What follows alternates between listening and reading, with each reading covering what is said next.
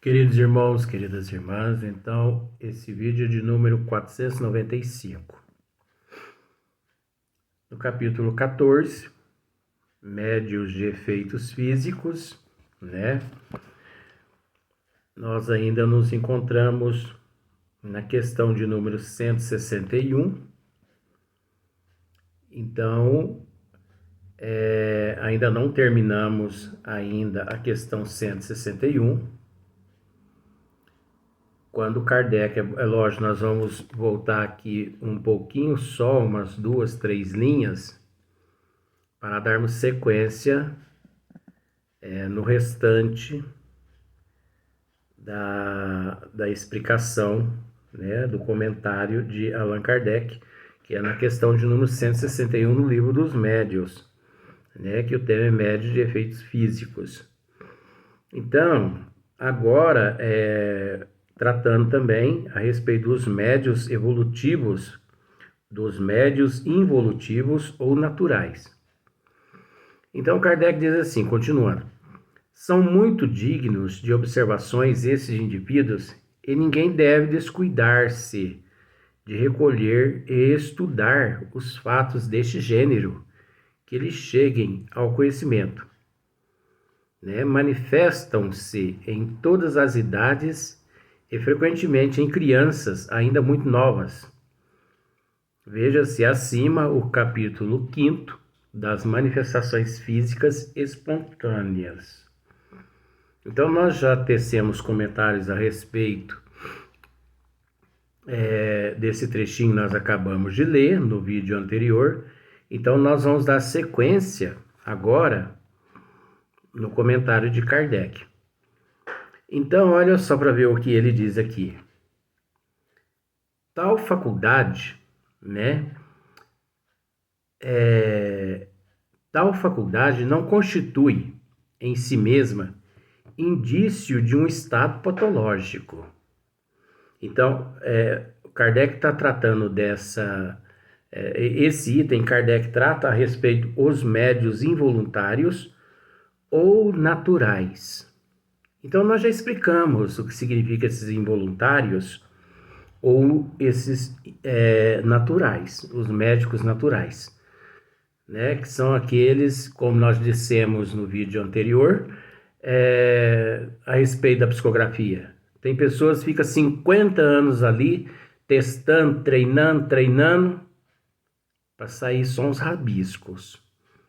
Enquanto chega uma pessoa leiga da doutrina dos espíritos e apresenta mensagem, mais mensagem de Eurico Barçanufo, Bezerra de Menezes, só uma suposição.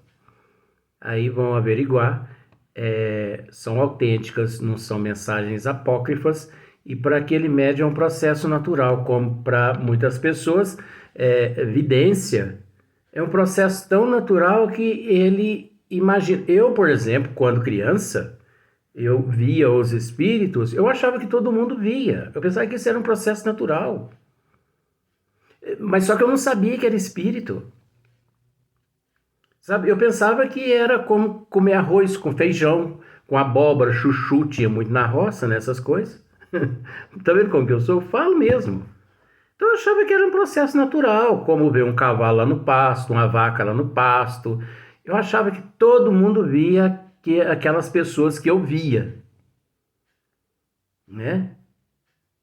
Só quando eu cheguei aos meus 14 anos, conversando com o nosso amigo Marcílio Colombaroli, que está aqui presente, e ele me disse: não, isso é uma faculdade que você tem, não é todo mundo não. E me explicou muitas coisas. Então muitas coisas eu devo ao nosso irmão Marcílio. Então, Kardec assim continua: tal faculdade não constitui em si mesma indício de um estado patológico, não é um transtorno patológico, né? Porque quando você leva ao conhecimento da sua família ou de amigos, eu vejo espírito, eu vejo vultos, né? Eu ouço vozes. né? Parece que o meu cabelo é que está com transtorno patológico. Meu Jesus amado, está incorporado. Então eu ouço vozes, eu vejo vultos, eu vejo pessoas que já morreram. Aí a pessoa já fica assim de olho na gente, né? Porque na verdade médio é esquisito mesmo, né? Se a gente parar para analisar, todos os médios têm uma característica assim meia perturbada. Olha a minha aqui. A prova está aqui. Todos os médios. Porque você observa. Você pensa que é fácil lidar com o mundo espiritual, lidar com o mundo material, lidar com as pessoas físicas e lidar com o plano espiritual tudo ao mesmo tempo? Olha, gente, precisa ter ajuda divina. Porque lidar só com um plano já não é fácil. Imagina lidar com 2 planos. E ainda ter que lidar com os nossos transtornos que nós trazemos de vidas passadas. Não é brincadeira. Mas observe para você ver.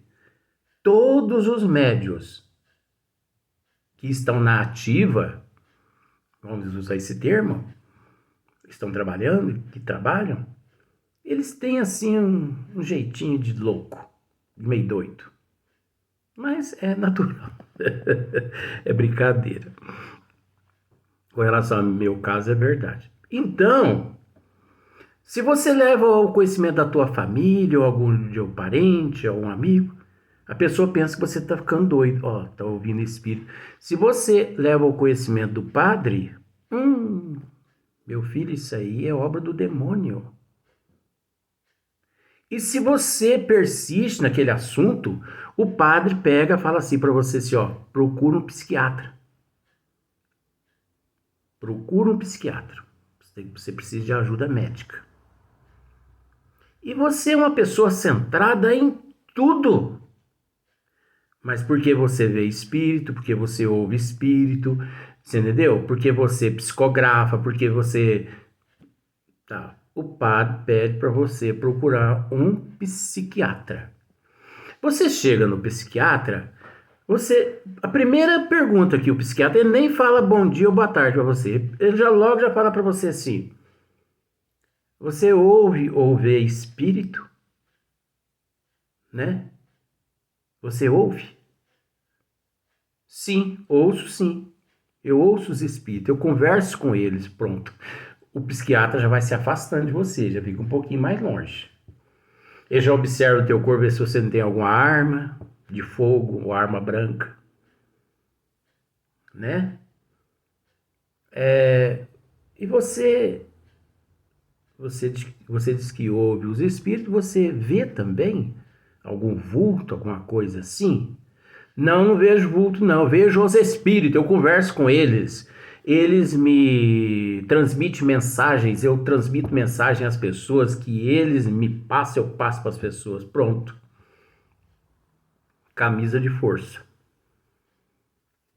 Porque eles associam essas, né, esses fenômenos espíritas, essas manifestações, né, essas faculdades, eles associam isso a um transtorno, né, a um distúrbio, um transtorno patológico.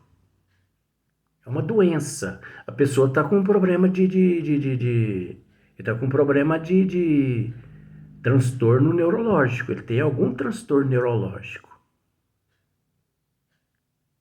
Agora,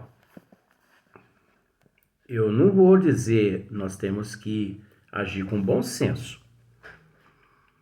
Eu não vou dizer, aliás, eu não vou tirar sem, assim, 100% a razão dos psiquiatras, não. Porque se eu disser a você que 50% os psiquiatras, o diagnóstico deles está correto, se eu dissesse você vai falar para mim assim, você é um charlatão, não tem problema.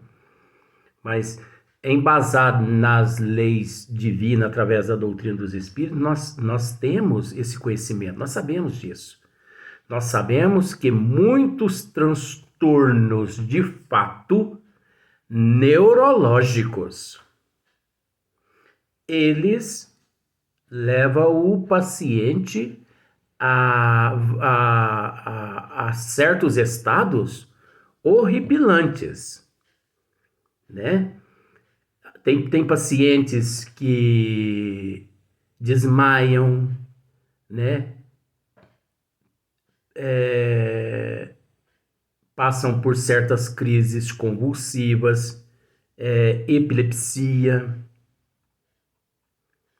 Então, o psiquiatra, ele, mediante aquele paciente ali, os presidentes de casas espíritas têm que estudar. Isso é algo para os presidentes de casas espíritas raciocinar.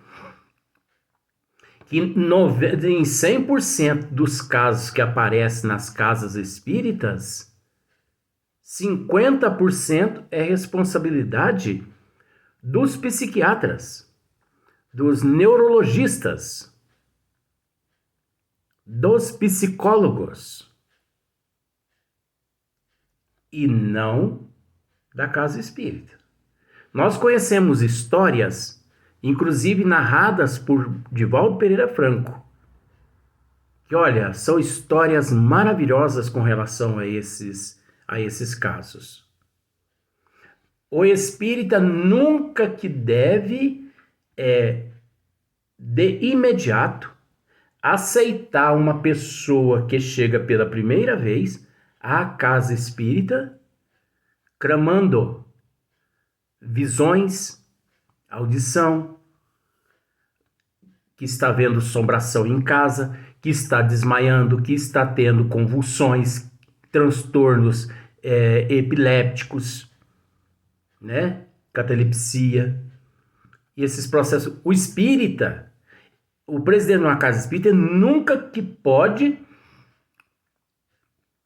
admitir um novo integrante, aquela pessoa que chega à casa espírita, sem antes encaminhá-lo a um psiquiatra. É preciso a assistência de um psiquiatra primeiro. Nós conhecemos vários casos narrados por Divaldo Pereira Franco. E outra, a doutrina dos espíritos nos ensina: primeiro é preciso cuidar do corpo, depois do espírito. Então nós temos que entender que esses transtornos, por mais que não tem nada a ver, esses fenômenos, por mais que não tem nada a ver com transtornos patológicos, mas quem vai saber disso é o psiquiatra. Então, primeiro encaminha-se ao psiquiatra. O psiquiatra vai ali, de acordo com a capacidade dele, vai fazer alguns exames e tal, e vai chegar a um diagnóstico e vai prescrever alguns medicamentos a esses pacientes mais, avançado no quadro. E o paciente vai tomar aquele medicamento, vai controlar o sistema neurológico do paciente, e depois o paciente retorna à casa espírita e dá sequência no tratamento espiritual. Água frutificada, passe, depois estudos, depois cursos e tudo mais, e tal, e tal, e tal. Né? Então, mas o erro está em alguns psiquiatras associar audição, visão a um transtorno patológico. Não tem nada a ver, né? Então você observa que nós não tiramos a razão dos psiquiatras, até porque são necessários os psiquiatras. Se não fosse necessário, Deus não os enviaria aqui à Terra para diagnosticar esses transtornos.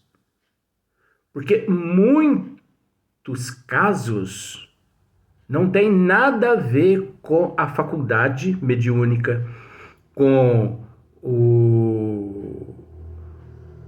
o fenômeno espírita. Não tem nada a ver.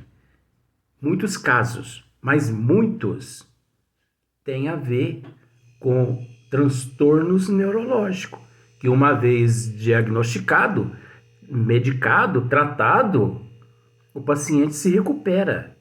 Ele não se recupera daquela audição, daquela vidência, aquelas visões, aquelas coisas, mas aquela ansiedade, aquela angústia, aquela fobia, aquela... Você entendeu?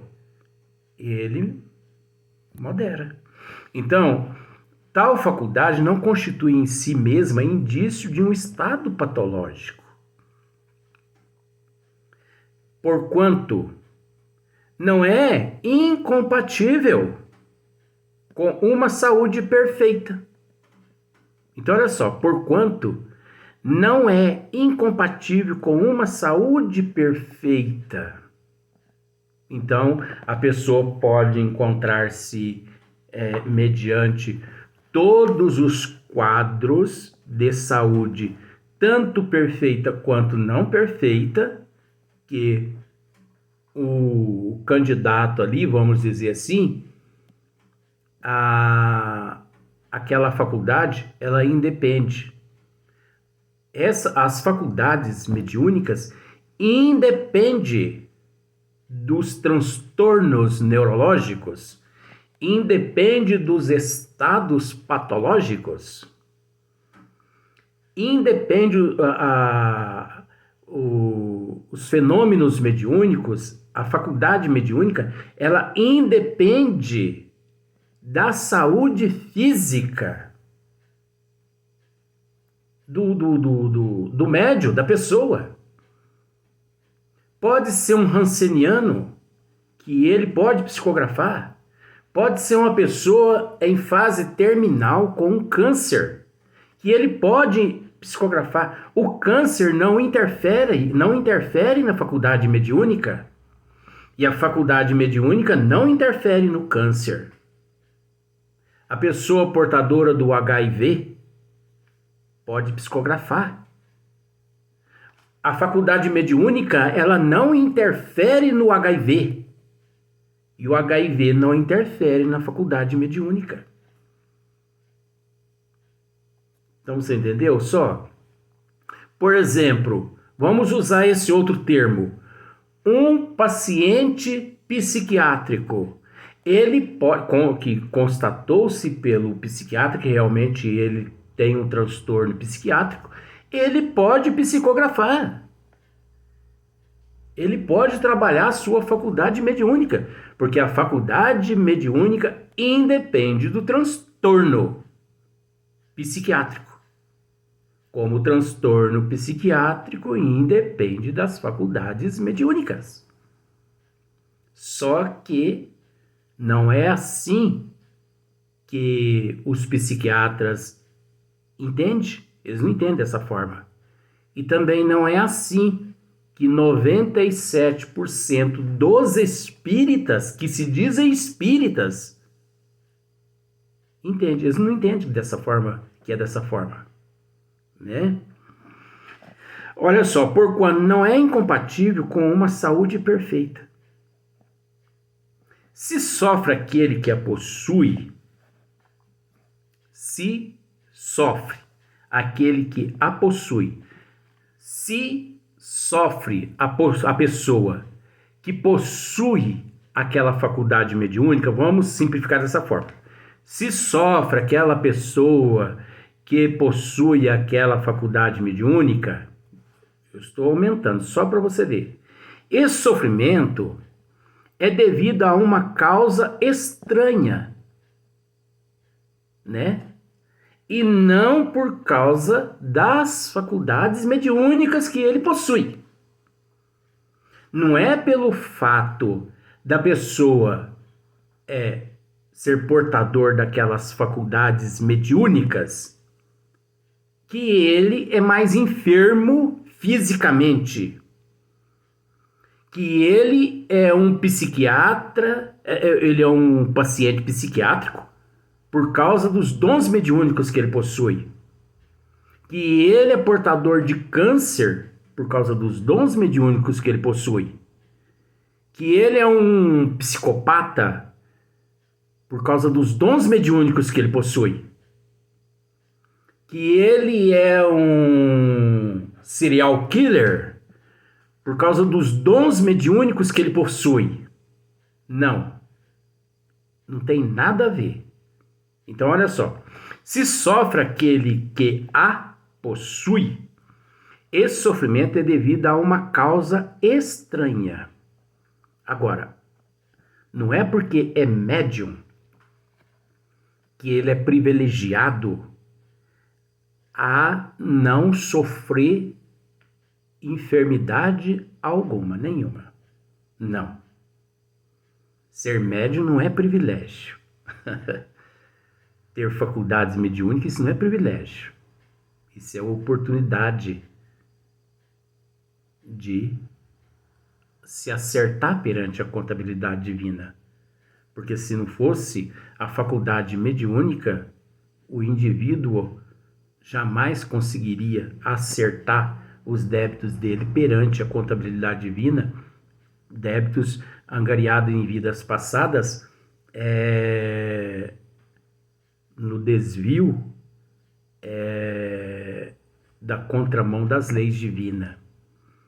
Então, ser médium não é privilégio nenhum. Porque ele é médium, então há em volta dele uma redoma protetora, ele não sofre ataque das trevas, dengue não pica ele, covid não pica, não contamina o organismo dele, ele é imune ao câncer, ele é imune ao HIV, você entendeu? Ele é imune a rancenias, médio é imune ao infarto, ao derrame, à pneumonia. Que mais? Tem muitas doenças. Médio, a pessoa fala assim, médio é imune a todas as desgraças que existem na face da Terra. Quem pensa por esse lado está na contramão das leis divinas. Se você aprendeu dessa forma, abandona essa doutrina que você aprendeu, essas leis que você aprendeu, e volta lá para a roça, vai capinar café, vai apanhar café, você entendeu? Vai carpir feijão, carpir arroz. Larga a mão dessa doutrina que você aprendeu, essa lei que você aprendeu, que você está na contramão das leis. Mas me ensinaram assim, que médio é imune, mesmo orando e vigiando, médio ainda cai nas armadilhas. Por que mesmo orando e vigiando? Porque a forma de orar e de vigiar, nossa, é capenga mediante aos desígnios das leis do Criador. É capenga. Nós somos muito falhos. Nós somos muito pobres de conhecimento. Nós não sabemos discernir as coisas. Então é muito difícil. Então não é porque é médio que é privilegiado, não. Ele é imune. As trevas não o atacam. Ele não sofre influência das trevas, não sofre câncer, não sofre dengue, covid. Quem disse isso? Médium é que sofre mesmo. Porque ele não só sofre na pele as provações de vidas passadas, né? Os resgates de vidas passadas, como também em meio à sociedade, ele capta.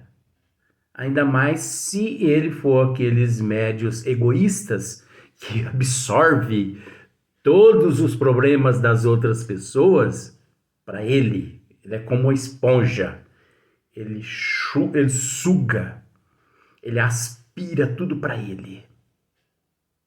Aí depois, como se não bastasse os problemas dele, ele ainda carrega os problemas das outras pessoas no organismo físico e perispiritual durante uns 2, 3 dias até dissolver tudo aquilo ali, até desintegrar tudo. Porque já que ele absorveu, é porque tem capacidade de absorver e também de se livrar daquelas energias. Eu conheço muitos médios desse jeito, entendeu? Os médios egoístas. Então, se sofre aquele que a possui, esse sofrimento é devido a uma causa estranha, que não tem nada a ver com as faculdades mediúnicas, com os dons mediúnicos, né? Então nós vamos para o próximo vídeo e dar sequência nesse assunto.